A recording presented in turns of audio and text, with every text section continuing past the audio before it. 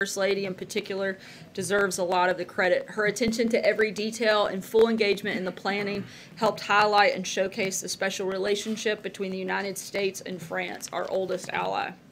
President Trump and President Macron also had a number of important conversations on critical issues facing each nation at home and abroad. As the President said yesterday, the future between the United States and France has never looked brighter. Tomorrow, the administration will be participating in the 25th anniversary of Take Our Daughters and Sons to Work Day. The President looks forward to welcoming many of your children and the children of those who work here at the White House. As a reminder, this Saturday is National Prescription Take Back Day. Across the country, many businesses, medical offices, state, local, and tribal governments and first responders will host drop-off events where Americans can safely dispose of unused medication. Disposing of unused pills can prevent the misuse of commonly prescribed opioids. During the last National Take Back Day in October, Americans disposed of a record-breaking 900,000 pounds of prescription pills. The Trump administration encourages everyone to take part. We can all be part of the solution. For more details on that, I encourage you to visit takebackday.dea.gov to find your local collection site and learn more about how to safely dispose of prescription medication. And with that, I'll take your questions. John. I asked the President yesterday about the allegations that Dr. Ronnie Jackson is facing. There have been more allegations that have been leveled at him in the last 24 hours, one of which might involve a HIPAA violation. Or an alleged HIPAA violation. Do you have anything more on the allegations against Jackson? Is the White House saying anything about it? Yeah, Dr. Jackson's record as a White House physician has been impeccable. In fact, because Dr. Jackson has worked within arm's reach of 3 presidents, he has received more vetting than most nominees. Given his unique position of trust and responsibility, Dr. Jackson's background and character were evaluated during 3 different administrations. Dr. Jackson has had at least 4 independent background investigations conducted during his time at the White House, including an FBI investigation conducted as part of the standard nomination vetting process. During each of those investigations, Dr. Jackson received unanimous praise from dozens of witnesses, and the investigations revealed no areas of concern. Dr. Jackson has received glowing evaluations from his superiors, including several from President Obama, which said, such as Dr. Jackson should continue to promote ahead of his peers and already at a level of performance and responsibility that exceeds his current rank. But what about some of these allegations about overprescribing, the other one that I just mentioned a moment ago? I think that makes it pretty clear in terms of very thorough investigation and vetting process has taken place. None of those things that come up, we're continuing to look at anything beyond that. Sarah? Darlene? Despite what you just said there, is the White House doing any sort of additional looking into Dr. Jackson's background in light of all of the allegations? There's been, again, a pretty thorough vetting process done by the FBI as well as 3 other independent investigations, but that's part of what the nomination process of Congress should do and what it's supposed to look like and why they should move forward with a hearing. And since the White House and the President are standing behind him, will you ask the Senate Veterans Committee to reschedule his confirmation hearing? We're continuing to work with members on the Hill. Major. I've got one on this and a couple on foreign policy. So is it the position of the administration that the people who have raised these allegations are lying? That's not what I said. I said we've done and multiple background checks have taken place, and we're continuing to look at the situation. Do you not find them credible, in other words? Again, These allegations. And do you think there's anything that suggests political motivation behind them? I can only speak to some of the personal accounts that those of us have, as well as the records that we have that are substantiated through a very detailed and thorough background investigation process. So on North Korea, during the State of the Union address, the President described the North Korean regime as one that shamefully tried an American, Otto Warmbier, sent him back to the country nearly dead, starves its own people, and is a dictatorship worse than almost any other. That's what he said in the State of the Union. How could that also be true if Kim Jong-un is honorable and open? How do you reconcile those 2 assessments of the leader and the regime in North Korea? The President's referencing the conversations that we've had ongoing over the last month or so in regards to the meeting to take place and their willingness to denuclearize on the peninsula, and that's what He's changed his appraisal of Kim Jong-un? certainly not that, but he is wants to have the ability to sit down and have these conversations, and in that process they have been open with their willingness to denuclearize, and that's certainly been the focus and what we have been pushing for and expect to happen. He thinks the regime is changing. I'm sorry? He thinks the regime is changing. We think that the maximum pressure campaign is working, but again, we're not going to let up on that campaign until we see some of the words that they've made go into concrete action, but they're moving in the right direction. John? Thanks a lot, Sarah. I wanted to get your reaction to the ruling that came down from a federal district court judge here in Washington concerning DACA. He said that the president's decision to end DACA was arbitrary and capricious. What's your reaction to this ruling, the third federal judge to rule against the president on DACA?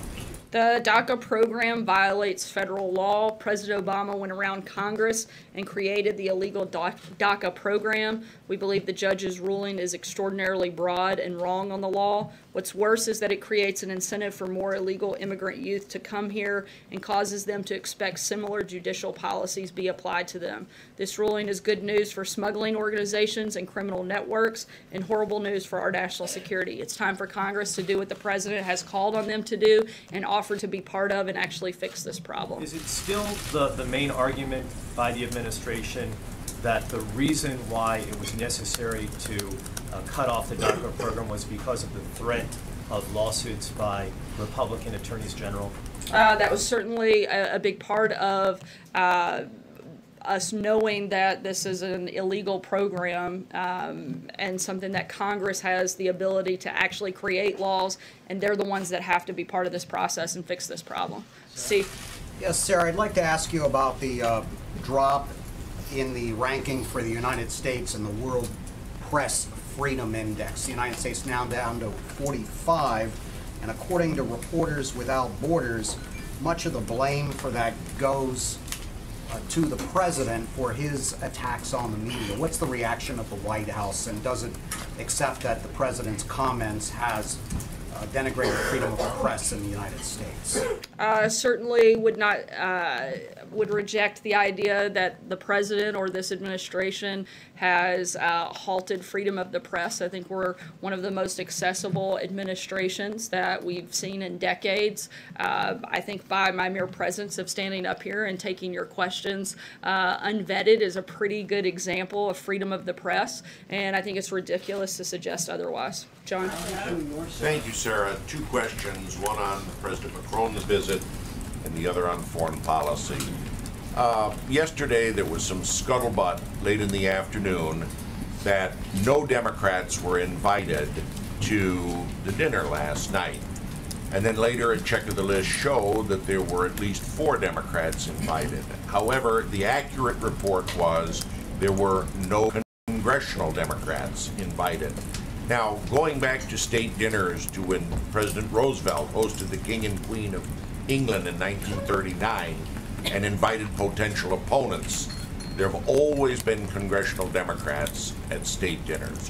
Why the exception last night? Again, as you said, there were Democrats present at the dinner, and the focus of this dinner was to keep it intimate and small, and that's exactly what we did. There was a wide range of individuals that participated, and we think it was a great success, and very proud of not just the dinner, but the entire visit, and certainly the relationship that we have with our great ally in France. And but no congressional Democrats. Was there any discussion of that in preparing the list? Look, we talk with congressional Democrats all the time. We don't have to have dinner with them to have conversations with them. We'll continue to talk with them about policy-related issues. And again, I think that the fact that there were a number of Democrats that were present kind of negates the fact that it wasn't a bipartisan dinner. Charlie?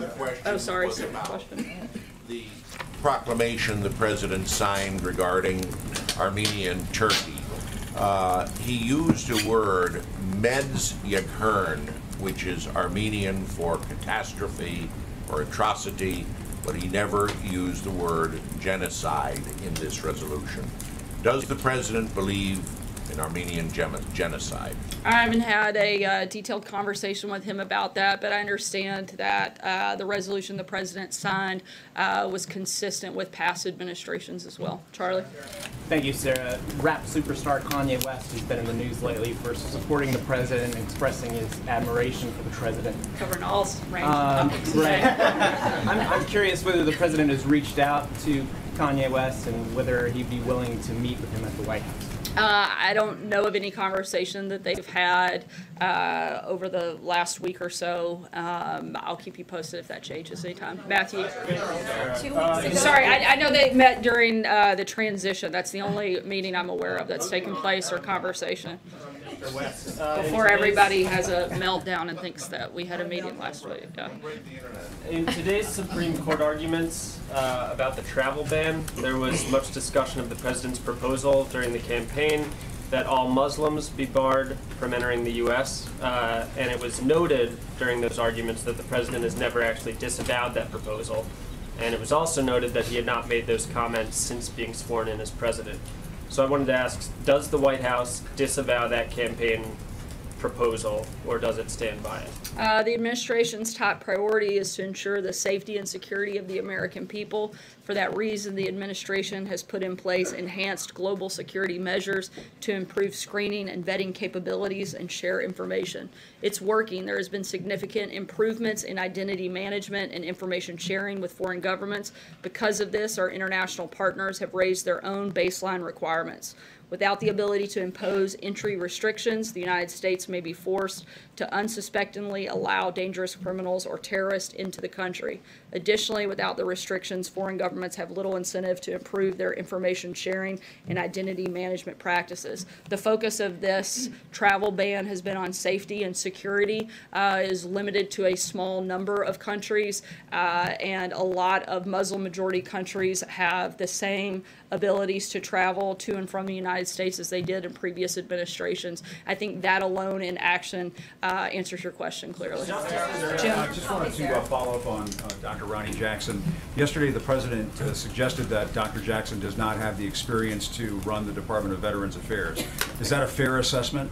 That he lacks that experience? That's not what the president said. I think you're taking some of his words out of context, and based on your tweet today, I know you don't appreciate when people take your words out of context. So I'd appreciate if you not do that to the president. If he didn't think he had the experience, he wouldn't have nominated. He said that that had been one of the questions that people had posed about him. Obviously, the president thought Jackson has all the experience necessary to run the department. Look, I think he has an incredibly strong background. He's a highly qualified, highly skilled individual, and if he didn't think he was capable of doing the job, he wouldn't have announced his nomination in the first place. Follow up if I can. Just since you brought up being taken out of context, it seems to be a press-related question. Are you trying to say that this administration is a champion of a free press? I certainly think that, as I stated a moment ago, we support a free press, but we also support a fair press. And I think that those things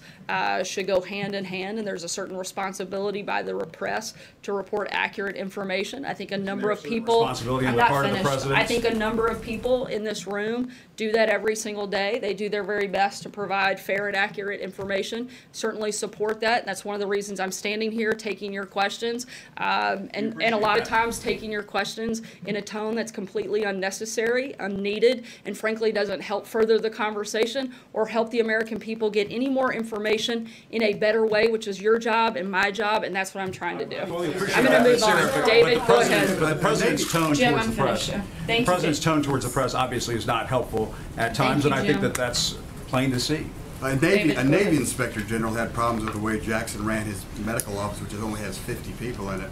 What makes him qualified to run a big department that has 350,000 people in it? Look, I saw a number of members of both the House and Senate do interviews today, just earlier this morning, in which they said, look, we've tried this a number of other ways with people who have run massive organizations and it hasn't worked out very well.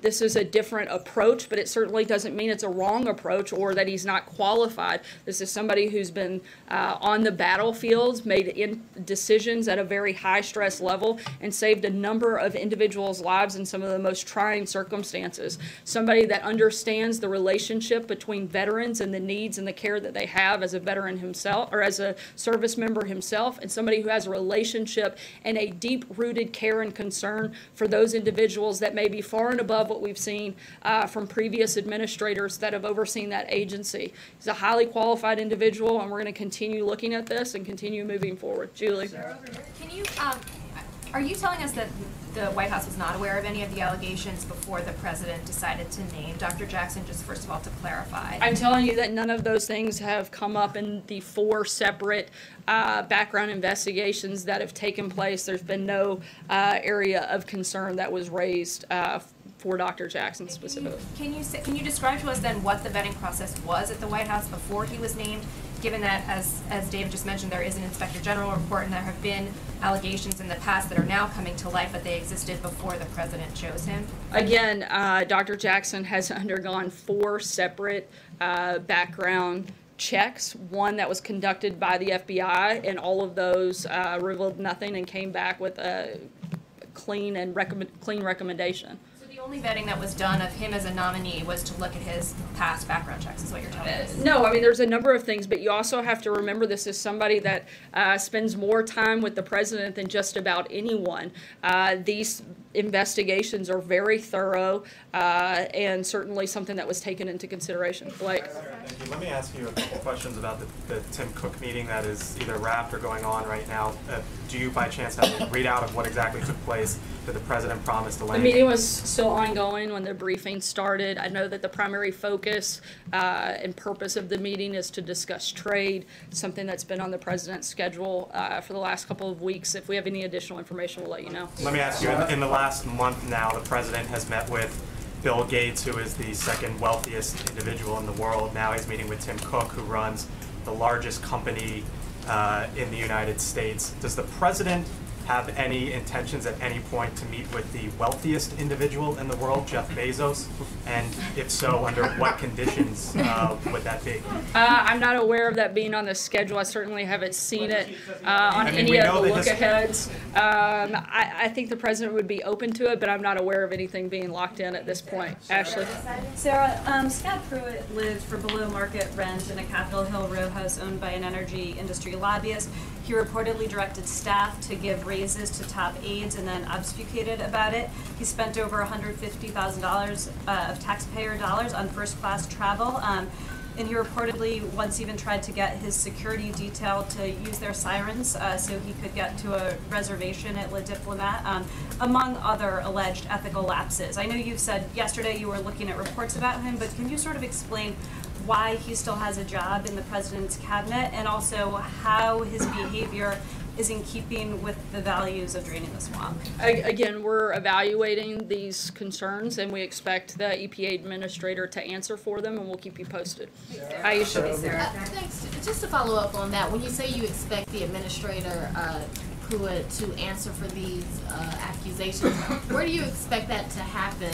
Like, are you looking for this in hearings? Is the White House asking him questions? We're having ongoing conversations. And also, just to follow up on Jackson, when you say that he's been through 4 background checks, can you say, but these allegations have now come up, and some of them are very serious. Is the White House going to look into the allegations that have been made against him about drinking on the job? And certainly something that we would look at, absolutely. Sarah. Take one last question, Francesca. Thank you, Sarah. I wanted to clarify too about these 4 background checks. Were any of these background checks since President Trump took office or since he was named as the nominee for VA Secretary? And has the White House ever been informed of allegations like these, like excessively drinking on the job or passing out medication like candy, as it were, since he was the physician for President Trump? I'm not aware of any of those allegations being made until the nomination was made. And to follow up on what I was asking about the background check, when was his most recent background check? I'd have to look at the specific date, but my understanding is that a new one took place at the time of the new administration. Thanks so much, guys. See you tomorrow. Acknowledge the heroism of James.